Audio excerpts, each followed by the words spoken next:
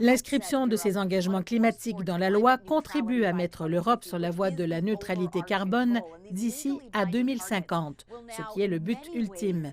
Et ces objectifs juridiquement contraignants dicteront désormais, à bien des égards, l'élaboration des politiques, les dépenses et les investissements pour les décennies à venir.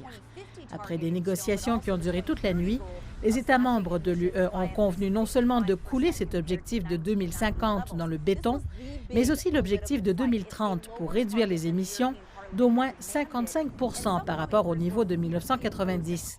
C'était le grand combat politique. Cet objectif inférieur à ce que le Parlement européen avait exigé. Et certains législateurs étaient farouchement opposés à ce que les puits de carbone, comme les zones humides et les forêts, soient inclus dans le calcul de la réduction.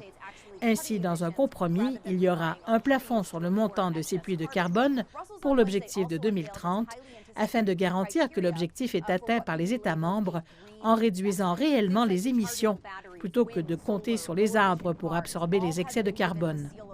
Mercredi, Bruxelles a aussi dévoilé ses critères très attendus pour ce qui peut être qualifié d'investissement vert. Des choses comme les batteries rechargeables, l'éolien, le solaire, les voitures à faible émission obtiennent toutes le sceau d'approbation. Mais des secteurs controversés comme le gaz naturel et l'énergie nucléaire ont été exclus pour le moment, aux grandes dames de l'Allemagne et de la Pologne. L'espoir est que le terme suscitera la confiance des investisseurs et orientera d'importantes sommes d'argent vers des projets qui soutiennent les objectifs climatiques de l'UE. Et les enjeux sont élevés.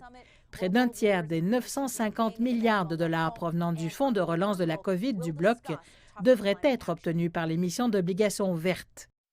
L'annonce de ces initiatives survient juste un jour avant que le président américain Joe Biden n'organise un sommet virtuel sur le climat, là où les dirigeants mondiaux, dont Xi Jinping, Emmanuel Macron et Angela Merkel, discuteront d'une action climatique plus ferme.